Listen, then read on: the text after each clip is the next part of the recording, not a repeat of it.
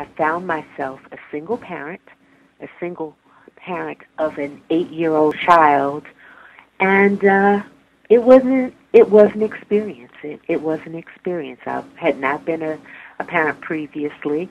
I did not know that I was going to become a parent when I went to the funeral, and in fact, I did not know anything about the child prior to going to the funeral other than that she was my cousin, that she was my cousin's child, and that she was going to go into foster care.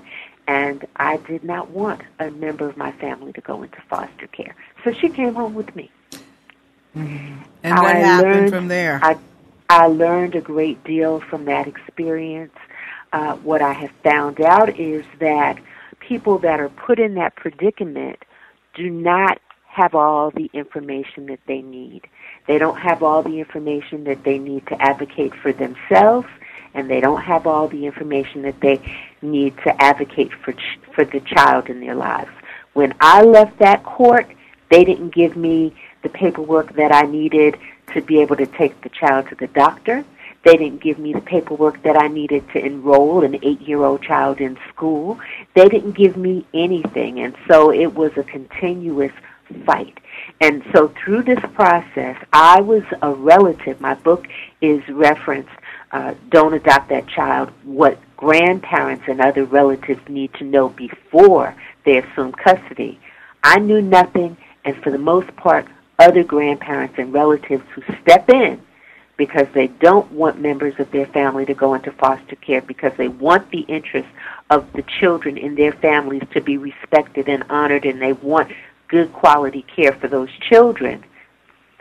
They walk into a picture with their hands binded, with no knowledge, and if they don't walk in that door with as much knowledge as possible before custody arrangements are put into place, then their hands will be tied forever. And so that was the motivation for me to write this book, because grandparents and other relatives need to know more so that they can make good decisions for themselves and for the children in their lives. So what would you have done differently with different information? What would I have done differently? First, I would have found out a little bit more about why this child was removed from the custody of her mother. I didn't know why she was. In fact, I didn't even know the whole thing in terms of that my cousin had had her parental rights removed, that her mother had adopted her grandchild. I didn't know any of that. Basically, what happened for me was I went to a funeral, and I was called back and said, if you don't want this child to go into foster care, you need to be in court tomorrow. And that, was really not much to work on. I didn't have enough information. I knew that at the funeral I was hearing some things about foster care, and I was wondering, well, why are they talking about foster care? I'd never heard of that before at a funeral. Why would she go into foster care? So I didn't have any information. I didn't know anything about the dynamics of what was happening within the family. My family members, I was coming home to the funeral. I no longer lived in that area. I had not lived in that area for 15, 20 years. So it's like you, Marilyn, if you went back home to visit someone, you're there for the funeral, but you don't know all of the family dynamics. You don't live there.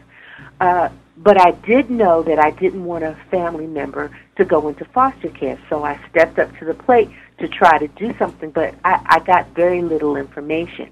And for the most part, I have found that is the predicament of most family members. Many family members do not know everything that is going on beforehand. Now, another thing that most family members don't realize is that when you bring a child home, there are extra expenses that come with that. There are records that you need. There are all kinds of things. Well, the average family member doesn't get that. In fact, the average grandparent and other relative that has custodial care of children don't even have legal custodial care. Now, I did have someone that at least told me, you need to go to court, and get something in writing. But a lot of people don't have it. They don't They don't go to court. They can't put a child in school. They can't do anything. Now, I went to court to get things, but it took about 6 months before I got any of the paperwork. And still, to this day, even though the court said that I would get certain information, that birth certificates, Social Security cards, all of that, they never helped me to get that. People generally, the foster care system, okay, so when a child goes into foster care, there is a stipend that people get to help them with basic things, to help with child care, to help with medical insurance. I don't think that the average person realizes that a grandparent on a fixed income, if they get children to come live with them, say, for instance, that grandparent is living in senior care, that grandparent can get kicked out of senior care. If children are coming into the household, the Social Security can make changes in terms of the person's income, but they've now got extra mouths to feed. So there's a lot of things to consider that the average person does not know, and they need to know this information so that they can advocate for themselves. Older children sometimes come into the family, and they are pissed. They are angry. They want to know, how come I can't be with my mama? How come I can't be with my daddy? Why do these things have to change? Well, you're the family member that just came because, like you're trying to help out. But you've got a person that is angry. And there are other dynamics that come with that as well. Let me interject something here. So I think part of what I'm hearing you say is not only do you have to deal with the rigmarole of all the difficulties that you encounter because you're not given all the information, but then on top of that, you're also dealing with a child who can be angry because of coming into the house. And so are you also saying... Well, even beyond that. Mm-hmm. So I shared with you that the child that came to live with me, that she was my cousin's child. So just think about this for a moment. Now, you are my cousin. Okay, in this case, this is a first cousin of mine. You are my cousin. I walk in the door, and people are saying that you can have custody of my child, but I can't have custody. Do you think that could cause some feelings? Amongst all the family? Oh, yes. It could cause all kinds of dynamics, a ripple of dynamics. But who was there? No one. To say, okay, let's do some conflict resolution, because I'm coming in, as do a lot of other relatives. They're saying, okay, well, I'm just coming in to make sure the baby doesn't go into foster care. They don't know about all the other dynamics that they have just stepped into. And there are a lot of dynamics. So there are a lot of dynamics that you're dealing with, all on multiple levels. On multiple levels, yes. So these are all things that family members need to take into consideration. If I had known more on the outskirts, I would have said, okay, so for me to take custody, I'm going to need some respite care. We're going to need some family therapy, including Mama. Even though y'all say Mama has no parental rights, we're going to need some things with her, because guess what? Y'all say on paper that she doesn't exist, but she does exist. She exists to me, she exists to the child, and she definitely exists to herself. So, we are going to need that discussion. And I think that's so interesting because, I was taking part in some conversation this past week, doing a lot of research and talking to people in all areas of adoption, people that have been adopted, people who, and we have some guests coming on tonight who are going to share some things. And, it was interesting because I was trying to think of, so with the system the way it is, how would we make it better? I mean, how, and I'm throwing this out there because you dealt with, one area which a lot of people deal with. A lot of people deal with taking their grandchild, taking a family relative, There are more than 7 million of us. There are more than 7 million of us. There are more than 7 million of us. And of all the adopted, families, what percentage is that? Do you know? Well, we're not necessarily considered adoptive parents. I never adopted the child in my life. I was a guardian. You were a guardian. However, the majority of people, as I shared earlier, a lot of people have never formalized a legal agreement, so they are not guardians. They didn't adopt. They don't have any of these papers involved here. They are just taking care of a family member. But it doesn't take away the anger, does it? No, it doesn't. It doesn't take away the anger of the child. It doesn't take away the anger of the parent. And as a person who you're looking and saying, okay, so why are y'all all angry with me? Right. I'm just trying to make things better, and everybody's angry with me. Wow, maybe I should have just let y'all go into foster care and minded my business. Right. So I when you talked about therapy for the mother, one of the things that I was listening to when I was listening to some of the conversations was how the system was not supporting the birth parent, and how there should be other mechanisms in place to support the parent. I mean, we have big hearts, many of us, to like you did, to help that child, take that child, care for that child. But then the child grows up and is angry because why did they have to be taken away from their parent? Why wasn't there, help for the parent? So it's very interesting. What's interesting for me, prior to coming into this situation, which was part of my motivation as well, beyond being family, was that I was one of those people in the community that had always been one to encourage other people to adopt, to get into foster care. So when this occurred in my family, even though I was in the middle of my doctoral program, getting ready to start my dissertation, I was looking at these things. I already knew some of the information in terms of, why people needed to get out and advocate to have children come back into the family. I was, there advocating for people to help children in foster care. Every child needs a home. I knew all of these things.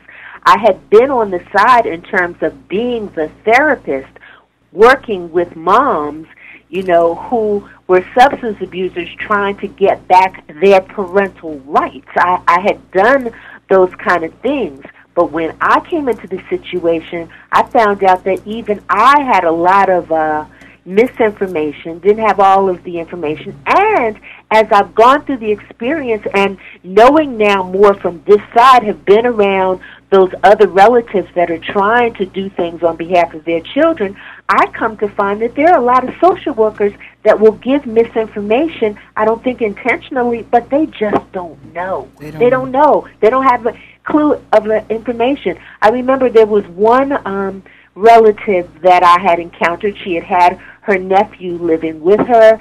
She was, trying to get some things done. The father, the biological father, had said that he wanted custody of his child. And so, the social worker was telling her, well, you have to go to the court and do this and that and what have you. And I told her, no, that's wrong. And the social worker was, trying to argue with me, saying, yes, that's what needs to happen.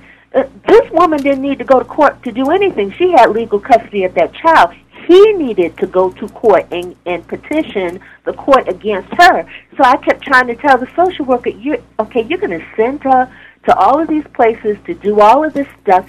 She's going to get mad. She's going to feel frustrated because after she's done all that running around, they're going to tell her that she wasted her time. Please listen to me.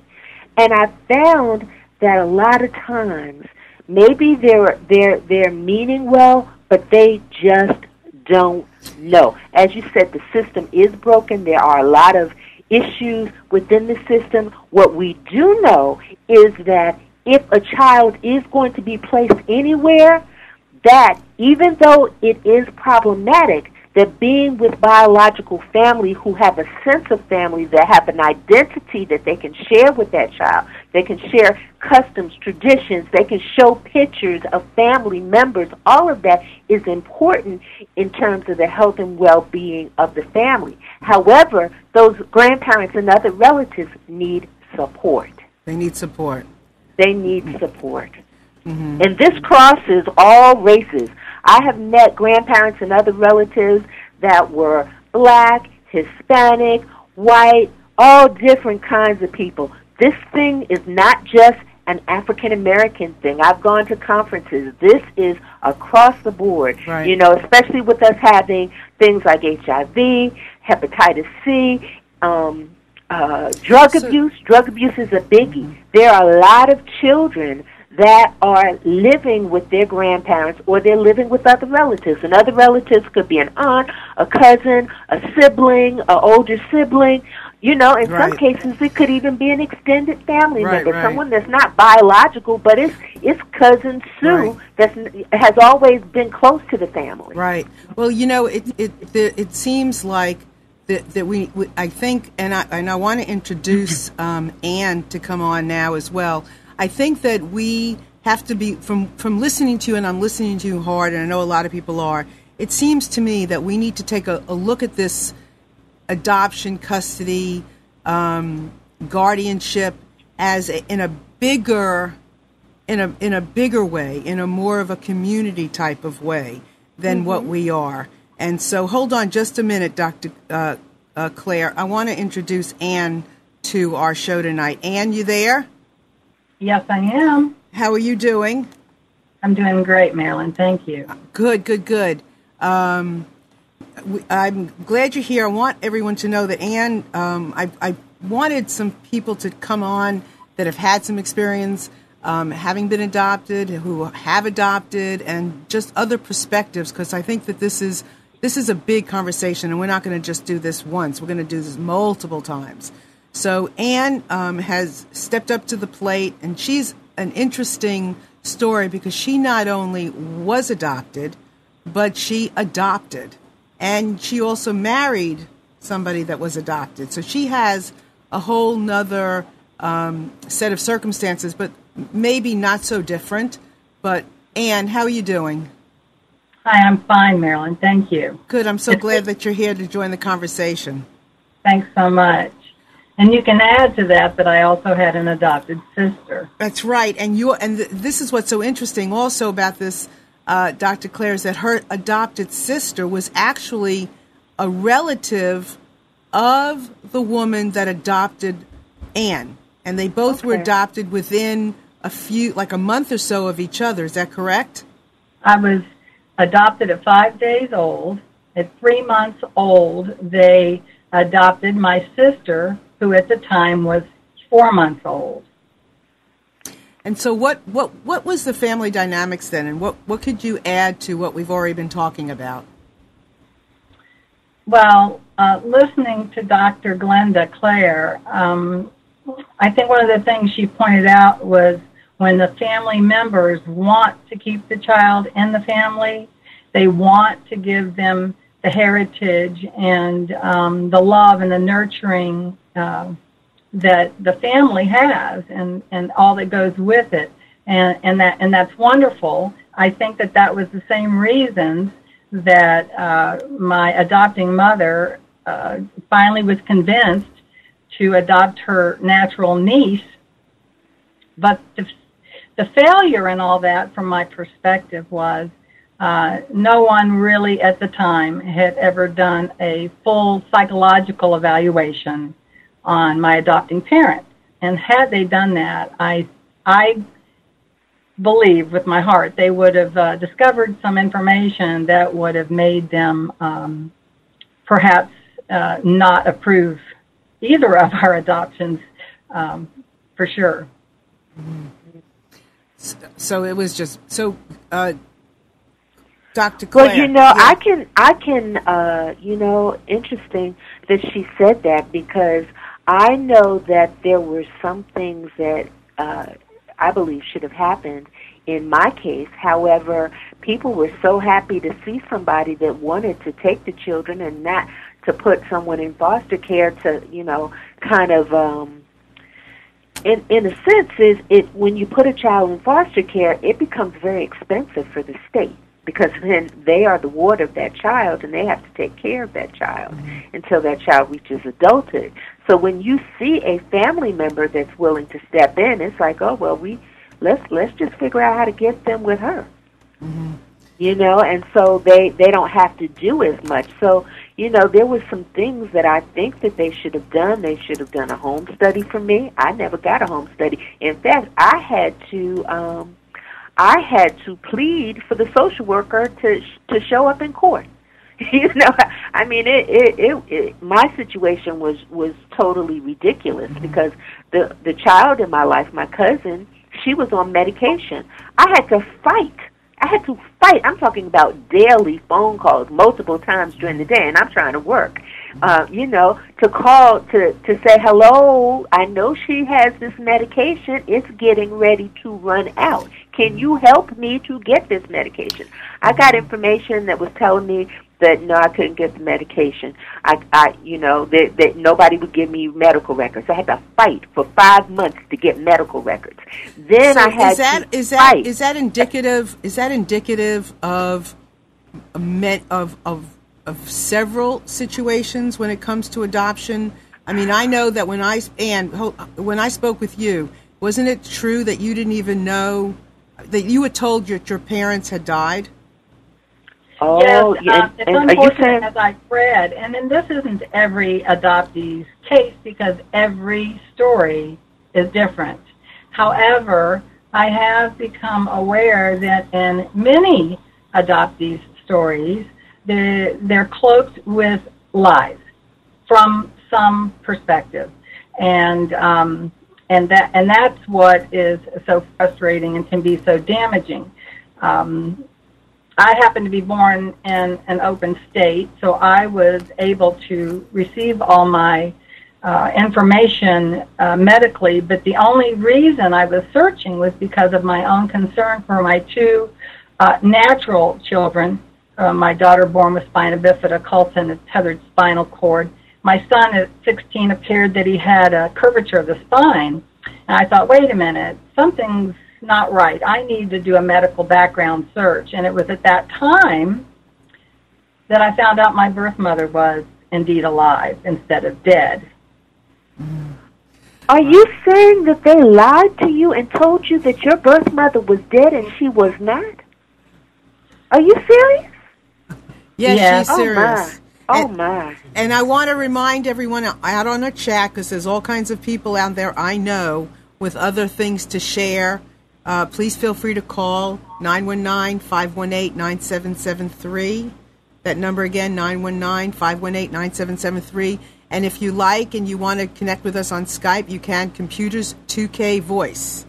So I know that there's several of you out there, and I know you all have some stories of I mean, Claire, there's been a lot of lying going on, because I know I've spoken to a lot of people, and they've been lied to several times about where they've come from.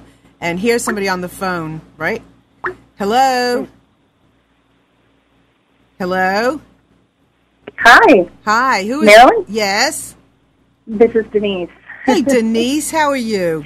I'm great, thank you. Good. So what have you heard tonight? Oh, wow, I'm sorry. I still was listening, and my sound was coming back around the second time. I'm sorry, ask me again. So what have you heard tonight? I know that you adopted a son. I have notes here about everybody that I've spoken to because I don't want to forget anybody. So you adopted a son, right? Well, we didn't legally adopt him. Our Right. story is a little bit different in that when my children were 6 and 9, I just wanted to teach them more about helping others. So at Christmas time, rather than, giving people money or whatever, we went to the homeless shelter in the city next to our town. And we found out about a family that was there, and we got their Christmas list for the kids. It was a mother that had come in from Puerto Rico, pregnant with 5 other children in tow. And supposedly when she got here, the family member she was going to didn't exist. And so she was put up in the homeless shelter. And so we got their Christmas list, and we bought them all Christmas presents and brought Christmas dinner and went over on Christmas Eve and just met them and spent time with them. And so we thought that was the end of that. But in January, my husband and I both had the same thought about, wonder how they're doing. And so I contacted the state, and they didn't give me any information, but they gave the mom my information. And she called me. And from that point, we just stayed in touch with the kids. We would bring them to my house and bring them to church and let them swim in the pool and stuff like that. Then about a year later, the mom decided she was going back to Puerto Rico. And we've gotten to know the children, and one of the boys in particular. and he did not want to go back to Puerto Rico. He was 16 at the time, and she was saying he was going to go, and he was saying he'd run away. And so the night before they boarded the plane, she'd already checked him out of school, done everything she was supposed to do. And the night before they were supposed to get on the plane, she finally gave in and told him he could stay.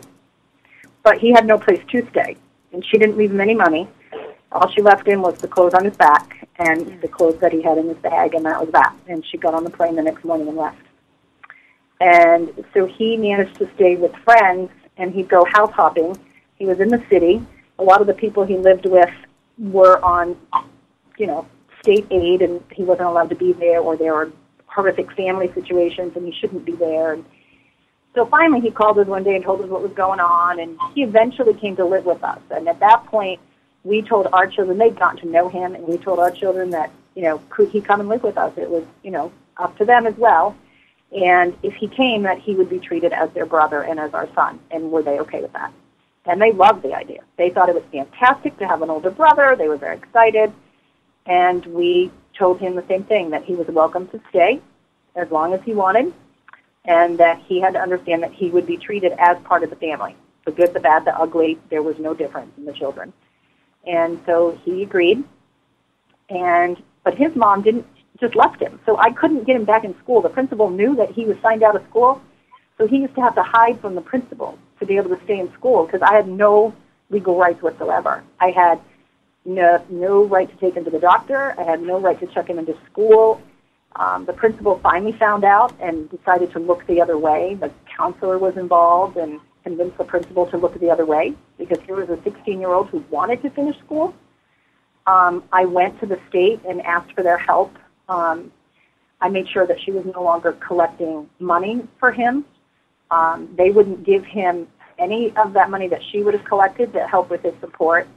They wouldn't do anything. They offered him a ticket to Puerto Rico, is what they did. They said, we can put you on the next plane, send you to Puerto Rico. And he said, no, if you make me do that, I'll run away. And we're like, no, you don't have to do that. And so once we realized that, this was it, and he was ours. And so from that point on, he just was part of the family. And thank God nothing major ever happened as far as medical issues where I would have had to do something. We did get the state involved. We did get a translator on the line, and we did speak to his mom and try to get her to give us some kind of, physical custody, some kind of legal custody, some kind of something. Not necessarily sign him over, lock, stock, and barrel, but give us something so that we could at least get him medical attention if needed. And she would promise she would, but she never did. She never did. And so our 16-year-old son at that time is now 37, and he is now married to a wonderful lady, and we have 3 beautiful grandchildren. And he is all ours. And there's nothing legal about it, but he's all ours. So that's our story. Wow, amazing. Yeah, I mean, I know that we have a son, my husband, he's adopted, kind of similar, and but raise him like his own, and and biracial. Yep. So and he's actually Puerto Rican. My husband's Portuguese. I'm French. So, and you got to remember, I'm 53. He's 37. So I was the same age as his mother, and so we, obviously would have been quite young having him. But what was really funny is that when he would introduce me as his mom, he asked us, can I call you mom and dad? And we're like, sure. And so he would introduce me as his mom, and people would do such a double take, because here's this dark Puerto Rican, and I'm this fair. She said she's tried on both her computers. And it was so funny. It was so funny to see people's reaction to us. But what's really the irony of the whole thing, and what is such a blessing, is that his personality is so much more like my husband's than our biological son. Right. The way he raises his children, the likes, the dislikes, right down to food and sports. And we only had him since he was 16. Mm-hmm. But everything about him is so much more like my husband.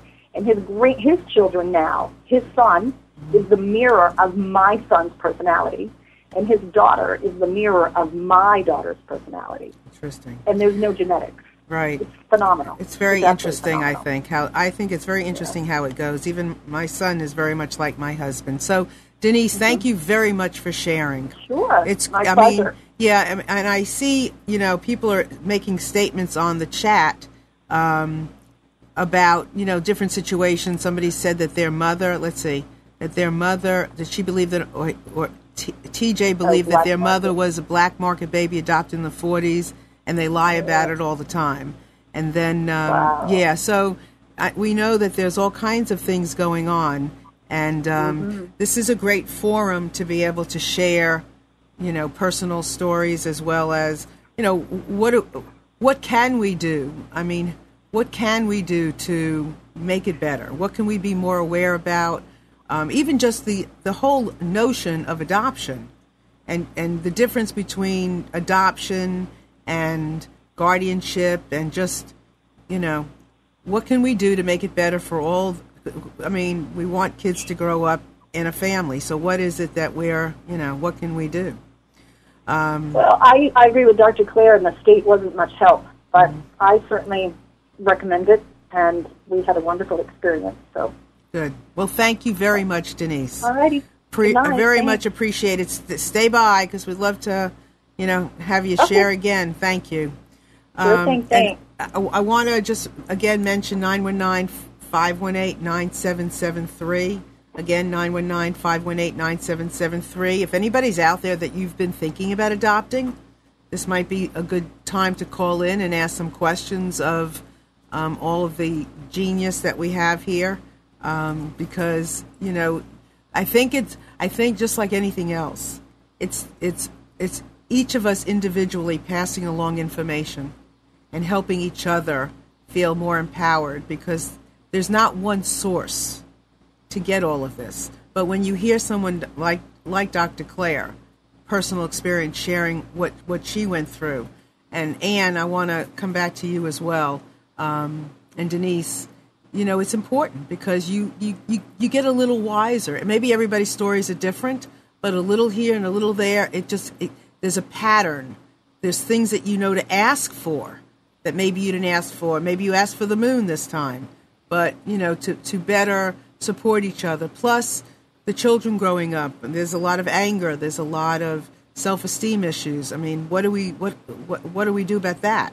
With all the kids that are in the system being adopted. So, Anne, do you have any? What's your comment now? You have a son. Yes, he was adopted at 3 days of age. I look for patterns also, Marilyn, so I agree with you.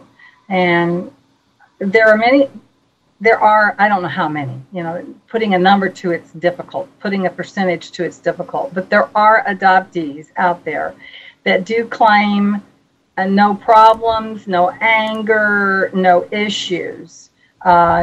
And maybe, the numbers I don't know, but the ones that are hurt, the ones that are wounded, the ones that feel torn because of a loss of identity, that so many of us felt it from as young as we can remember. And that's, 2-3 years old for some of us.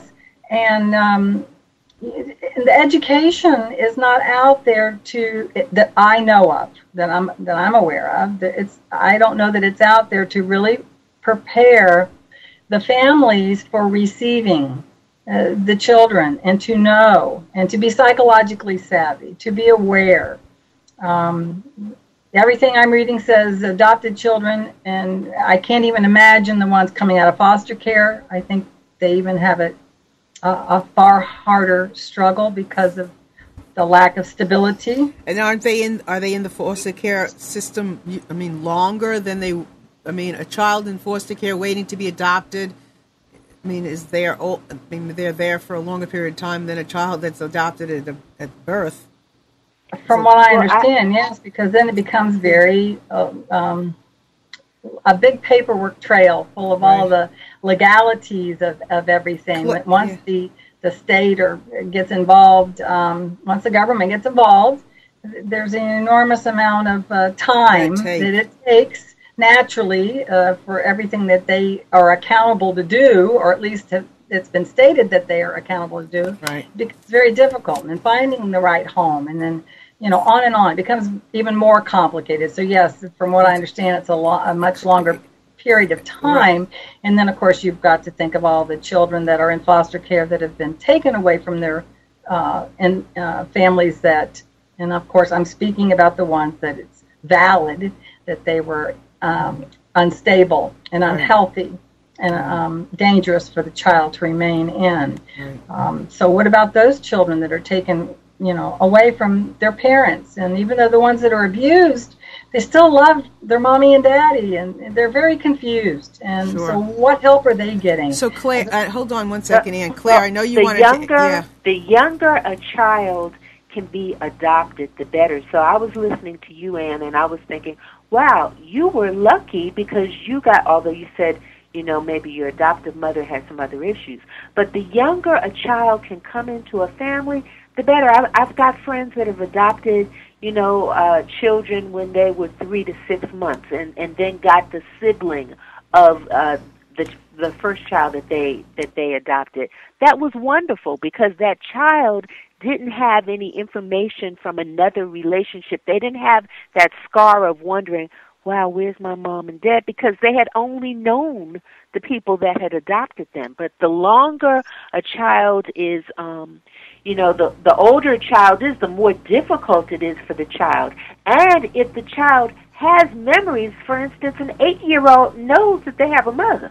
Okay, an 8-year-old has interacted with a mother, and so there's all of these questions. Well, how come I'm not with my mama? How come that person gets to be with me and my mama doesn't?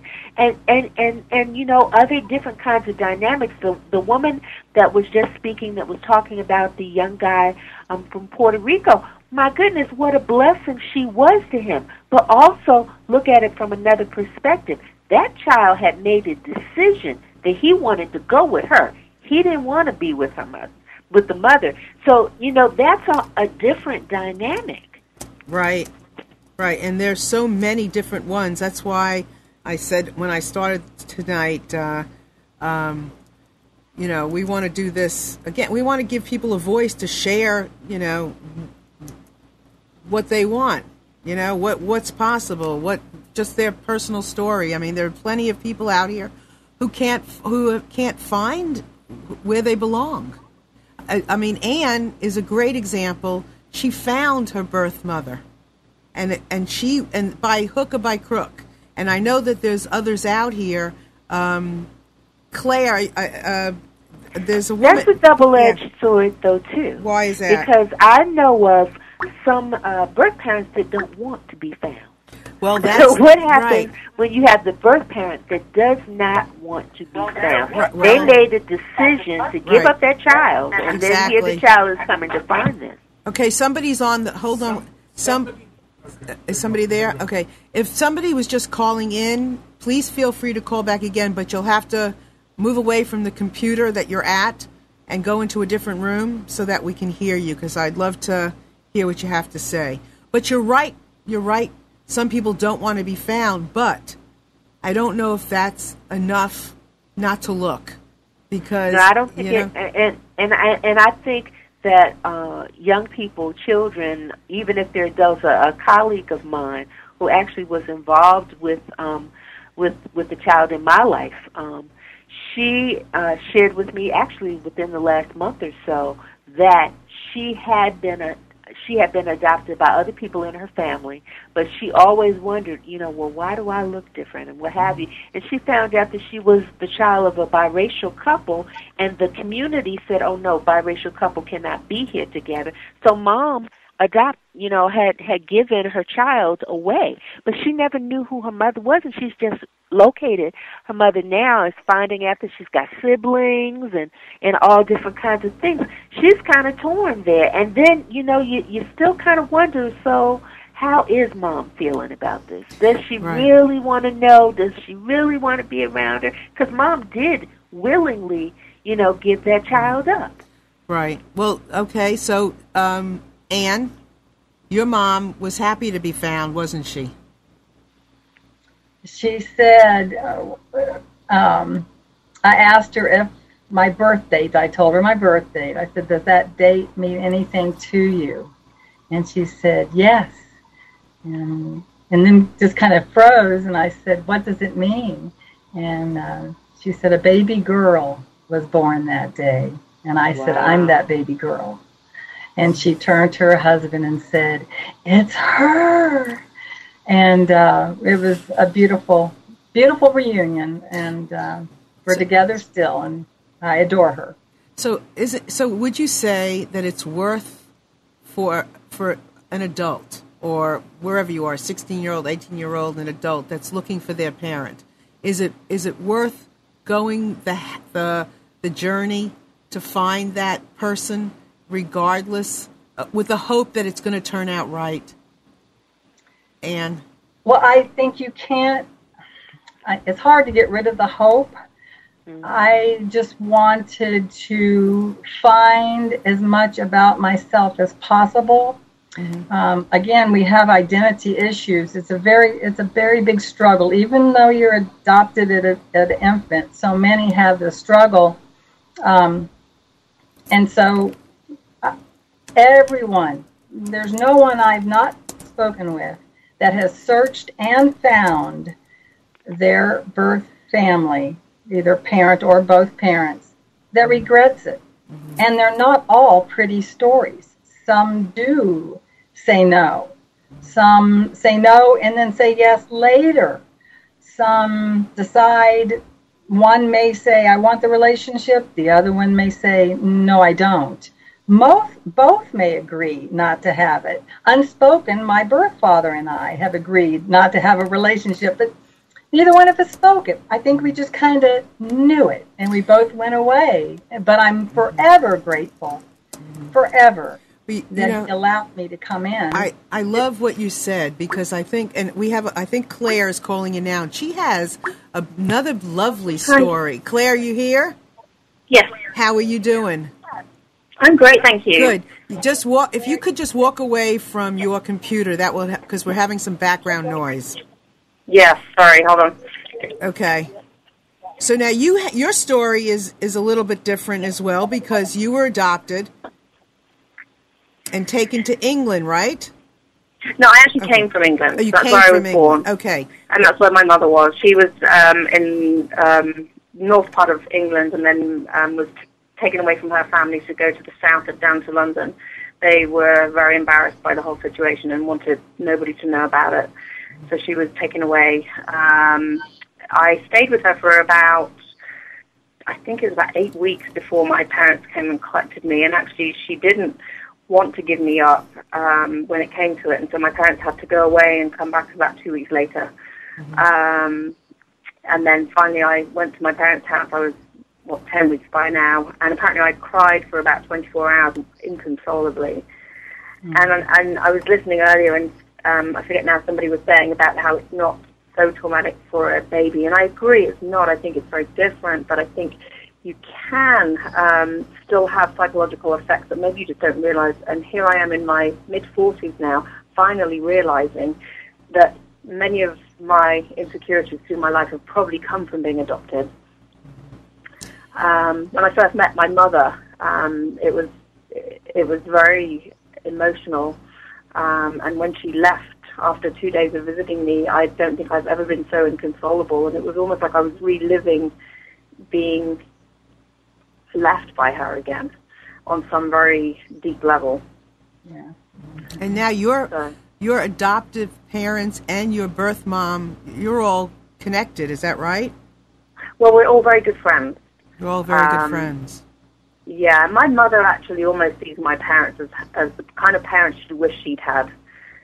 Her parents are very strict, Victorian, unloving, very distant from her. And so she sees my parents and how amazingly loving they were. And I think she also feels very grateful that they did give me such a good life. We go on vacation together. My mother just came over recently with my half-sister and her new baby to stay with us. I've been so fortunate. But her parents were not happy about this.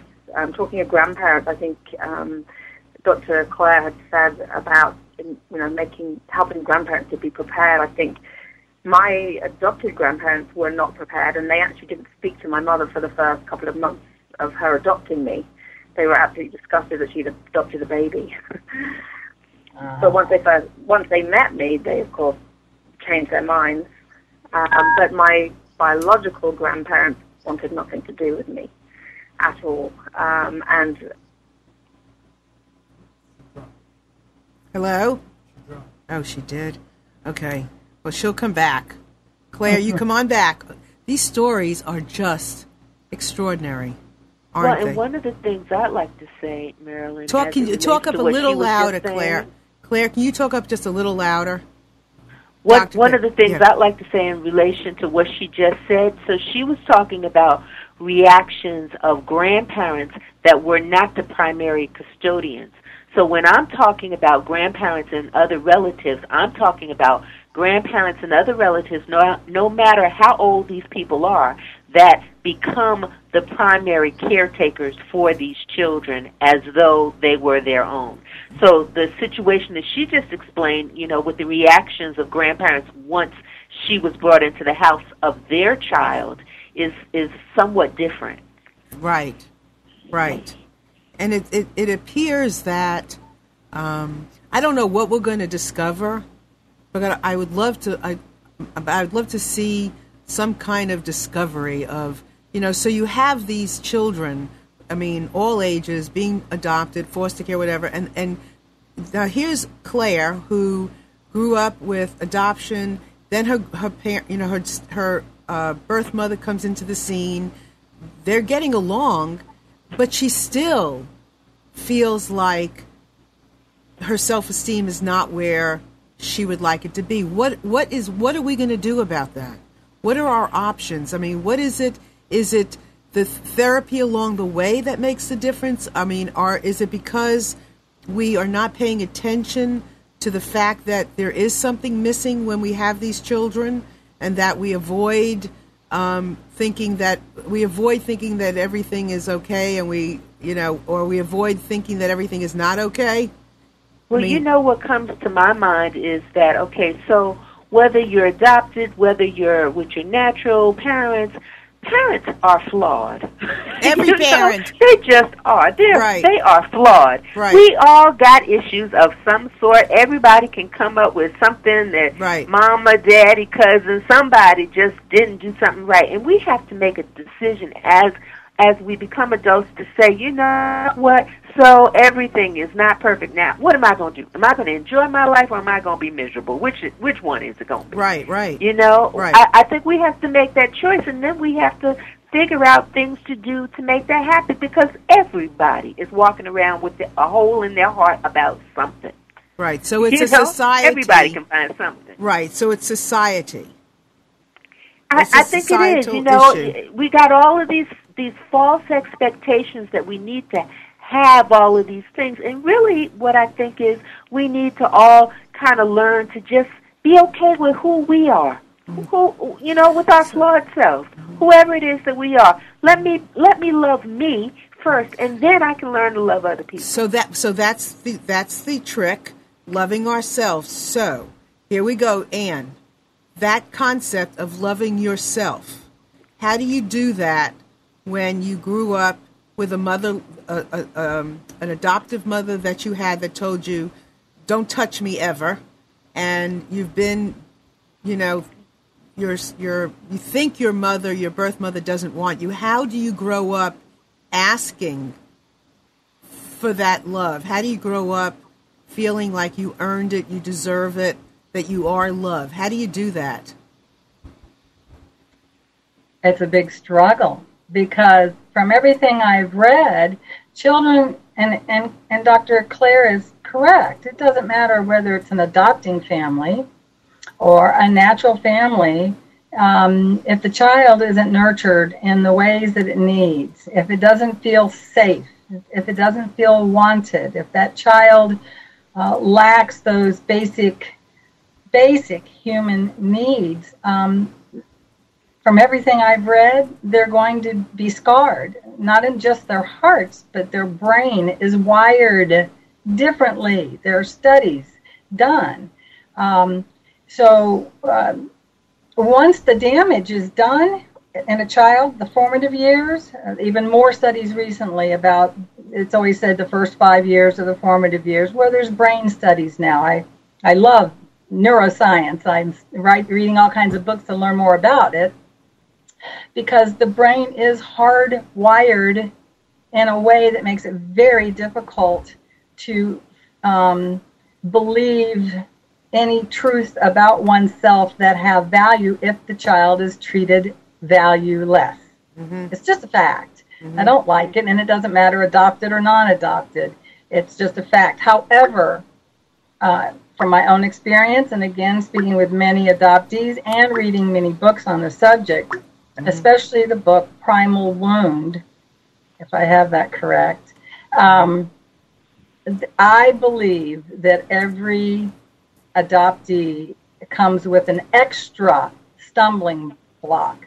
I'm going to, for lack of a better term, call it a post-traumatic stress disorder, right, from the separation from not only their natural mother, not only their biological mother, but their entire family unit. I mean, I look like my natural mother. I look like my biological. I sound like her. I have mannerisms like her. I felt all alone in the world. I would stand in front of the mirror crying for hours, looking into my eyes, trying to find myself as a young child and an adult too. So yeah, the damage can be done at an early age, and it's across the board. It's not just with adoptees. I just think it's a tougher road for adoptees. Right. Hold on. Well, since you went there, I do want to share something. So I have a colleague who is an African-American male who grew up in a white family, in a predominantly white community. So there was no one that looked like him. There was no one that anything like him. In fact, he wrote a book called Black Child, I think it's Black Child, White Hands, something like that. But, you know, he shares his whole story. Can you imagine at least you were ethnically, well, not ethnically, racially with someone who resembled you? Could you imagine that everybody knows that you can't possibly biologically be these folks' children because they're both white and you are black? Right. That's living my in son. A white community. Hold on. That's my son. Hold on just a second. Who's on the line now? Hello? Barbara, Ann's mother. Barbara, Ann. Oh, Barbara. Ann, Barbara, I'm tongue-tied. Ann, your mom's on the phone. Barbara. Yes. How are you doing? Oh, I'm doing wonderfully well, thank you. So thank you so much for calling in. We so appreciate it. I was so hoping you would. I had difficulty getting in, but I'm there now. Well, so where are we? Well, good. Well, so you're the birth mother of Ann. Yes, and to continue with what Ann was saying earlier, with the issues with adoptees, are abandonment issues, and they're very predominant in all adopted children. Mm-hmm. Yeah, and so how do you, as the birth mom, first of all, seeing Ann for the first time, what was that like for you? Oh, it was wonderful. Mm-hmm. Absolutely amazing. I'm sorry. Go ahead. Who had a question? I just wanted to say that we have it videotaped. Oh, you do? And the first thing said, the first thing I heard my mother say was, "Oh, she has my nose." Oh my goodness. So Barbara, so as the birth mom, and you give your child up for adoption, what was it? So what would you suggest? I mean, you've heard some of the conversation now. We're talking about the self-esteem issues. Dr. Claire was talking about grandparents taking on, or family members taking on children. What would you say today in the way adoption is being done? How would you fix it? What would you do? I mean, what would you do? Oh my goodness, that's an insurmountable question. The foster care system needs to be revamped. However, I have no solution for it because there are always children that need homes. I used to observe adopted children, and I really was struck by their abandonment issues. They just were alive and walking with them. It was just so apparent. But adopting when a child is first born, I think, is much more successful than when they're older. I adopted also my niece when she was 9 years old. Oh my God. And of course, everything was already built in then. So you adopted your niece after you had given your child up for adoption? Yes, and that's so interesting. There seems to be a correlation between people who have those issues, who have given a child away, also will adopt later on. Dr. Claire, do you see that happening as well? I'm sorry, I missed a little bit of that. Okay, so you can say what that again. Barbara said was she ended up adopting her niece, right? That's what you said, Barbara? Yes. She adopted her niece that was 8 or 9 years old. And Right. she made a comment that said she very often will see that somebody who does give up a child for adoption then goes and, I guess, to soothing and trying to make right. She went and adopted her niece. Do you see that in the world that you're talking about with grandparents that they have given up a child and they go and adopt a relative? Now that hasn't been the issue for my people that are grandparents and other relatives, although I don't know her name, but she is definitely an other relative because she adopted her niece. Right. But, no, I'm not necessarily seeing that. In fact, what I am seeing is that people are stepping up to the plate to fill a need that they feel, they need to fill because they are family members. They're not always feeling that, I need to adopt a child. They're generally there because there is a need. They don't want their child, the child in the family to be out there with an identity crisis. They don't want them to be amongst strangers. They don't want them to be abused and neglected. Mm-hmm. They're stepping up to the plate because they care about their family and they want to provide for members of their family. They want to make sure that their children and their family get a good education, get the health care that they need, all of that kind of stuff, be as happy and healthy as possible. But I agree with what she said in terms of an older child. So there is that confusion. There is that abandonment. The thing that used to hurt my heart with my young cousin is we could go out somewhere and she would see a father and daughter together and ask me, well, what do you think my father looks like? Do you think my father would like this? I mean, it would just tear my heart apart. Right. And I knew that, she was thinking those things about my mother. Well, how come my mother's not here? Well, what can you say? Right. What can you say?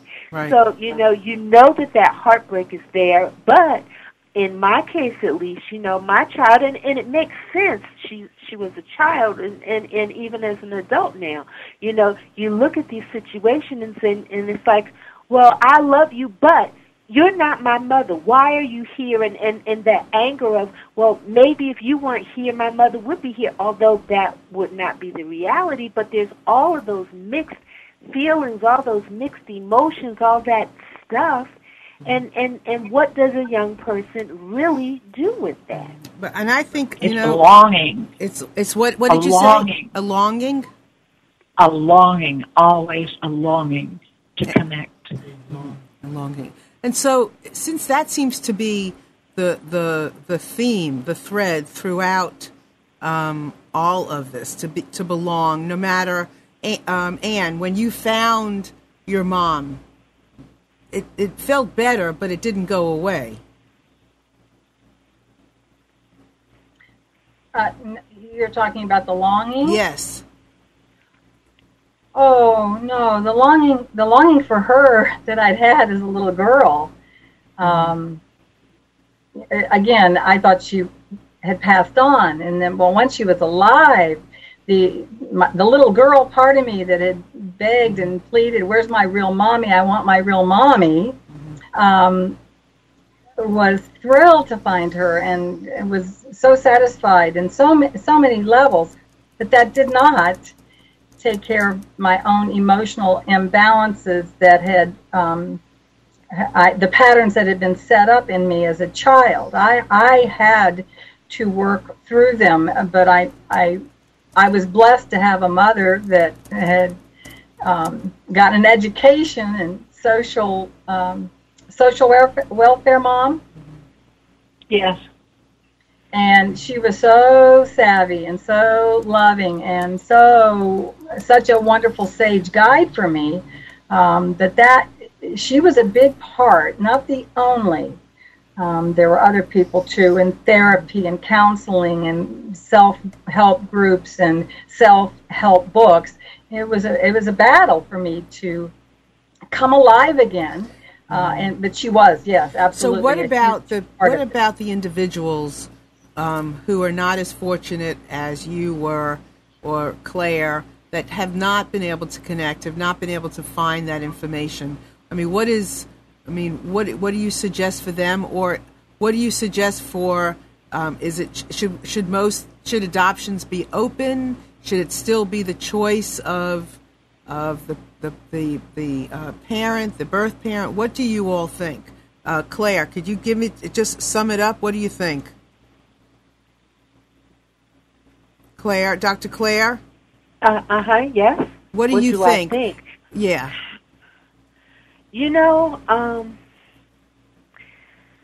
I don't know. This is kind of going away from my topic, which is, focusing on the grandparents and other relatives and what their needs are and how to help those children. This is a lot different. I'm not sure what to do about the system that we have. I do think that more support should be given to parents for them to be able to provide as best they can. However, even when support is given, sometimes the everything breaks apart and things don't work out. I think over and across the board, we just have to teach people to be a little more loving towards themselves and more caring. Beyond that, what can you do? Most of the people out here in the world, whether or not they've been adopted, are broken. Yeah. We got people out here that are living with their two parents and don't know them. Don't know them, don't know their siblings. We just got too much stuff, and so I'm going off onto my private soapbox, but it's like we have too much stuff going. I think we need to get back to simplicity. People are not talking to one another. People are texting while they're sitting next to each other. People are not spending quality time, with one another. We need to go back to the roots of having basic relationships. I think so. Because this stuff that we have is just not working. Right. The whole thing in terms of parents. Half the parents are, please don't beat me up out here in the world, but half the parents want to be friends. They don't want to be parents. Children need parents. And we need to teach parents how to be parents. That's right. What are you putting in your body? I saw your past interview, Marilyn, about what are you putting in your body. Most of the kids out here are not even having a nutritious meal. Right. Spending quality time together.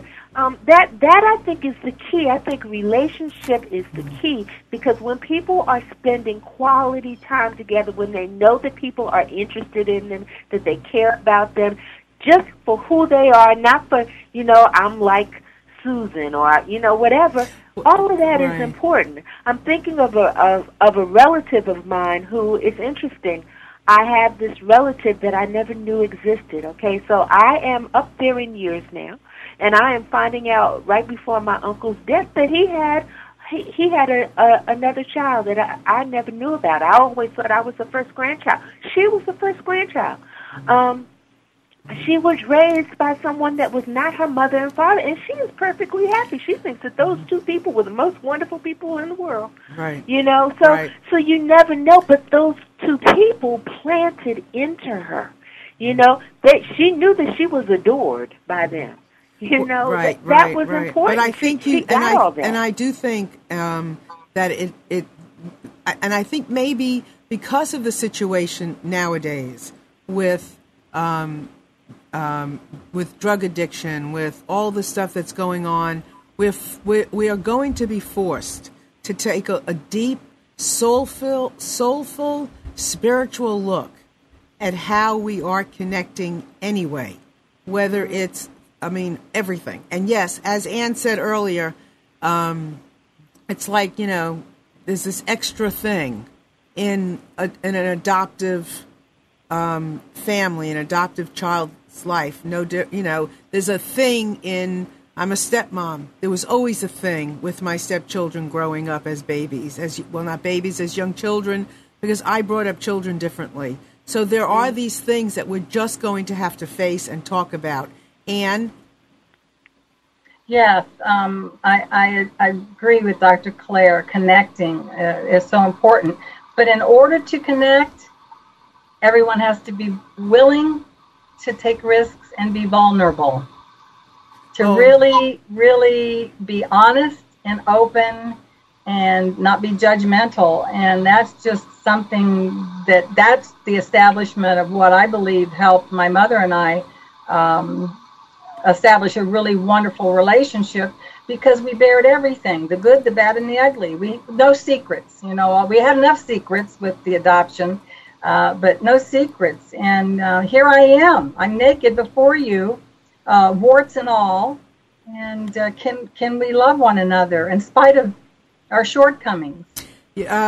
That's scary. And it is scary. For a lot of people, that's really, really scary stuff. And Mark on the chat said, we are boxed into a culture that puts legalism above humanism, and adoption is outside their norm. I think that's a pretty good statement based on a lot of things, that we've put legalism, and then the legal system isn't helping, and so, we've made it the crux of things, but we can't use it very well anyway. So we have to get back to our humanism, or maybe find it for the first time. And wasn't it Denise that had the child that she took in and loved and nurtured and cared for, and there was no paperwork attaching? Is because she knew how to love, she knew how to give, and she took that risk, and she was vulnerable but did it. So that's love. That's love. But the child has to be open and willing to receive that love, because I have seen lots of children, those that are in the grandparent and other relative situations, those that are in blended families, where there is someone that's saying, hey, I want to love you, I want to do whatever for you, but the child is not receptive, and that is a reality. Here is, Barb, are you still on? Yes, I am. Okay. Is there anything you want to add? Because I don't want to forget you're there. Well, just that I have never seen a child that was not receptive to love. It depends on how that love is presented. So I'm glad you said that, because there was a conversation on a chat recently that you shouldn't force love on somebody. But I think you can, because I think you can force it, because sometimes people don't know what love is. And I used to laugh about my stepsons when they were little. They weren't used to somebody hugging and kissing them. So, or at least not me. So I would kiss them, they'd run away. I'd run after them around the house. And then one day they stopped running. And now they love to give me a hug and a kiss. And we've experienced love together. And I think that you can. It takes time. You just can't leap on someone and expect.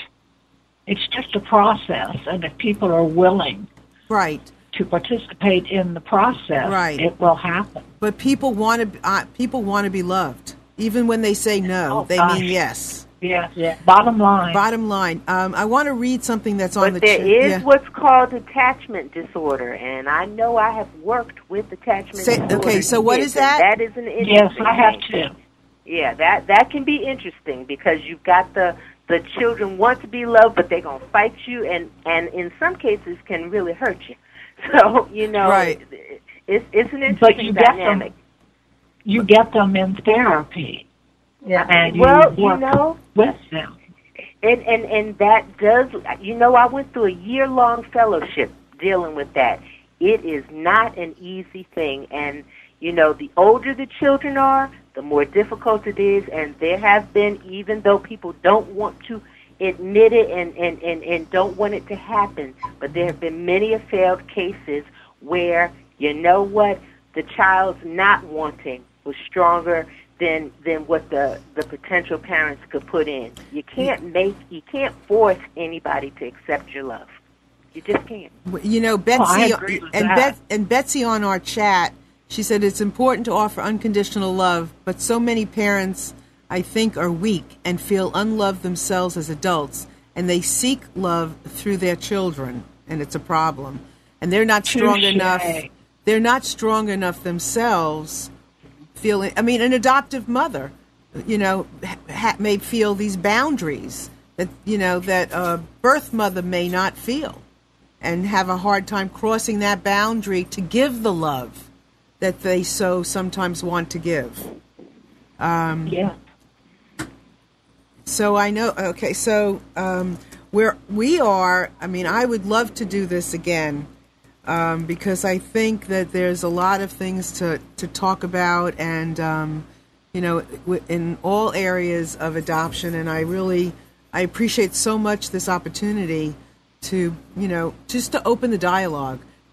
Breaking free is about, you said it, just being able to talk about things, even maybe coming away. Go ahead. What were you going to say? Yes, I was just going to have to get off the line because I've got to take my mother to the airport. I thought we were going to be finished by 9. Dr. Claire, is that you? Thank you for having me. Dr. Claire, is that you saying you have to get off? It was a pleasure to have you. Thank you so much for being here. Thank you for having me. And you ladies have a wonderful evening. I've enjoyed the conversation. Thank you very much. Thank you, Dr. Claire. You too. Drive safe. Okay. Bye-bye. Barbara, were you just going to say something? No, I'm sorry. I just said bye-bye.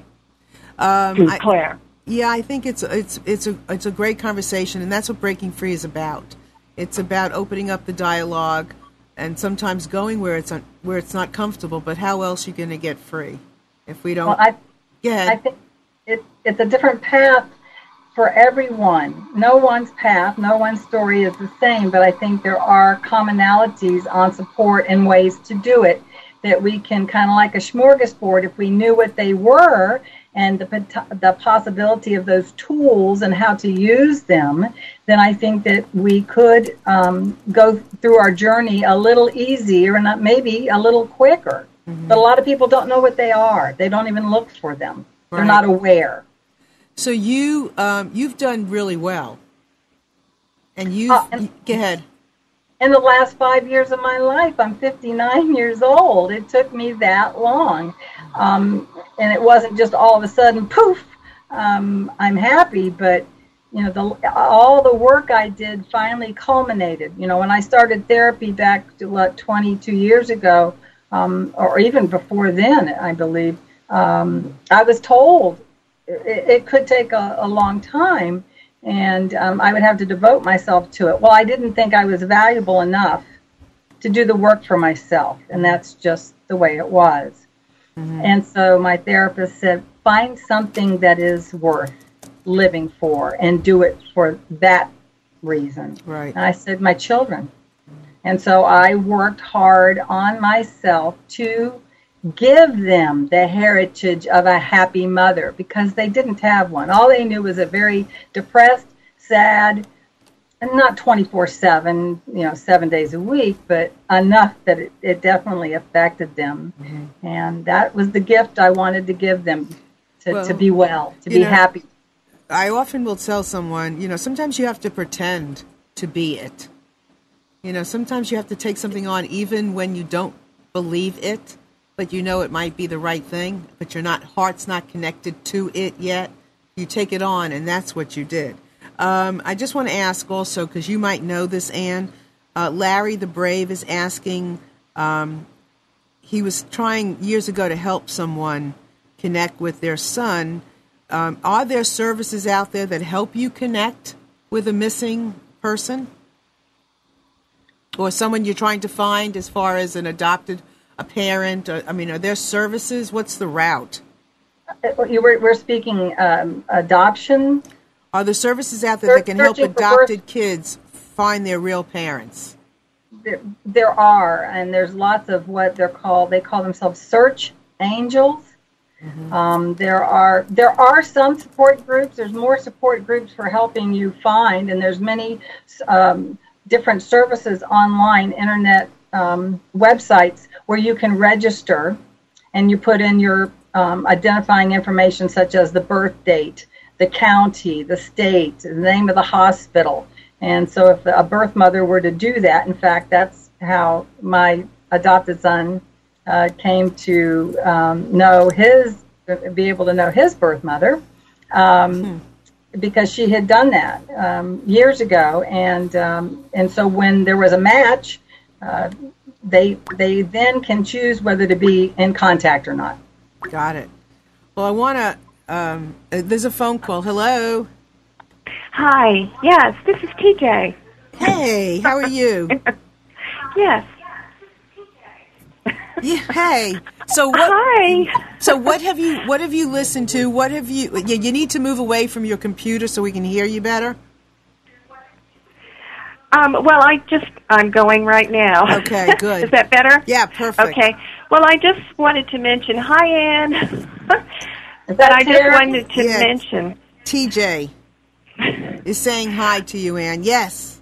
I just want to mention also there is DNA search that we have available to us now that can really help you find what area your family came from, and then it even gets down to, your family tree. And if you have, like in my case where my mother was picked up in Indianapolis and money was exchanged and the judge was paid off, which happened in the 40s a lot during the Depression, my mother searched her whole life to find her family, and she never did get the DNA search. So that's what I'm doing now, and I just wanted to mention that is available. Okay.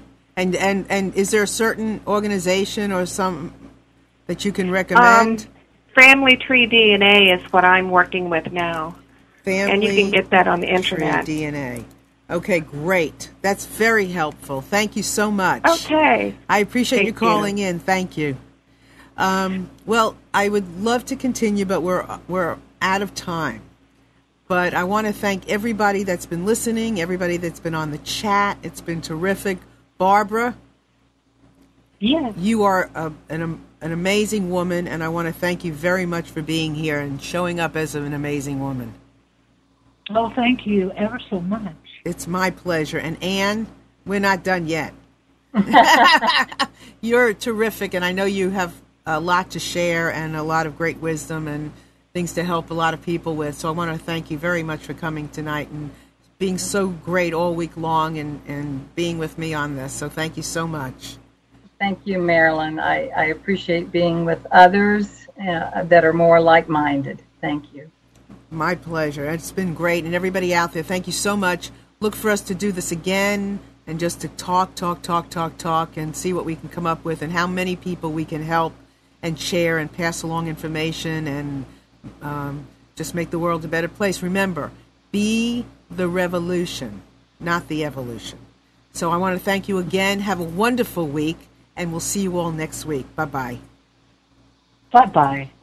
Bye. Bye.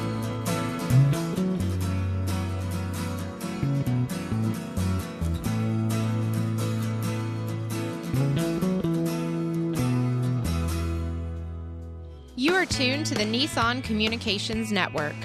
Our weekly lineup of call-in programs includes Computers 2K Now with Amnon Nissan, Sundays 9 a.m. till noon. Carrie's Psychic Cafe with Carrie Silkowski, Sundays 8 till 9 p.m. Health In with Debbie Bruck, Mondays 11 a.m. till noon. Breaking Free with Marilyn Shannon, Mondays 8 till 9 p.m. One Chic Mama with Mary Michelle, Wednesdays 4 till 5 p.m. Reawaken Your Brilliance with Julie Seibert, Wednesdays 9 till 10 p.m. And if you tuned in too late, you can always watch each program in its entirety or download an MP3 audio file of it at www.nissancommunications.com. Sponsored by thatvidblasterguy.com, carolinaapparel.com, and deltaforce.net.